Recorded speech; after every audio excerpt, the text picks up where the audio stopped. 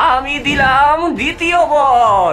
প্রতিটি কথার সঙ্গে তোমার মুখ দিয়ে যেন মোহর ঝরে। আমি মা তেঁতুল এনেছি। গ্রামের শেষে গরুর গোয়ালের পাশে একটা ভাঙা খড়ের চালায় থাকতো 14 বছরের রূপা। রাতে তার মাথার উপর ফুটো দিয়ে জল পড়তো, দেওয়ালের ফাঁক দিয়ে সাপ বিছে ঢুকতো, আর ঠিক তার পাশেই দাঁড়িয়েছিল তার সৎমার দোতলা পাকা বাড়ি, যেখানে সৎমা আর তার মেয়ে মায়া থাকতো বিলাসিতায়। মাত্র 2 মাস আগে পদ্মার বন্যায় নৌকাডুবিতে রূপার মা বাবা চলে যায়। তারপর থেকে সৎমার বাড়িতেই আশ্রয় নিয়েছিল রূপা, কিন্তু আশ্রয় নয়, যেন নরক। সৎমা তাকে গোয়াল ঘরের কোণে শুতে দেয়, পচা ভাত খেতে দেয়, আর দিনরাত খাটিয়ে নেয়। শয়তানি কালামুখী, সকাল থেকে এখনো তোর ধান ভাঙা শেষ করতে পারলি না? আজ তোর হাড় একেবারে আমি গুড়িয়ে দেব, দেখি তুই কেমন ধান ভাঙা শেষ করতে না পারিস। মা, মা গো, বাঁচাও, বাঁচাও। কাল রাত থেকে আমি জ্বরে কাঁপছি, পেটে আমার একটা দানা পড়েনি।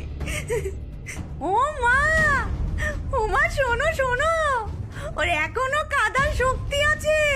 ও মা, ওর মাথাটা ফাটিয়ে দাও না, আমি ওকে ধরে রাখি, তুমি ওকে মারো মারো মারো।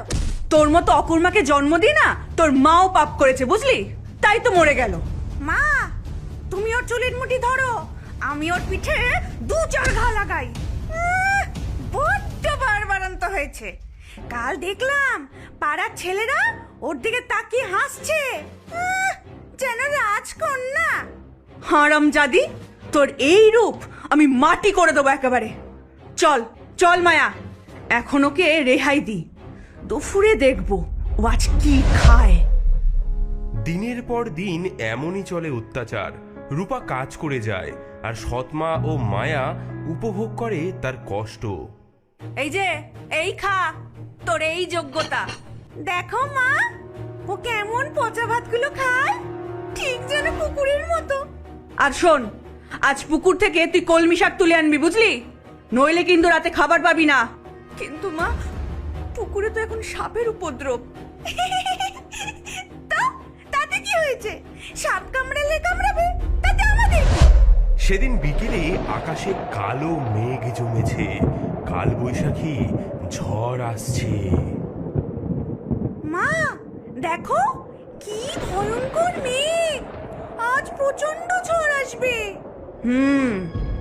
ঠিক সময় ঝড়টা আসছে, আজ রাতেই শেষ করবো এই অলক্ষণীটাকে।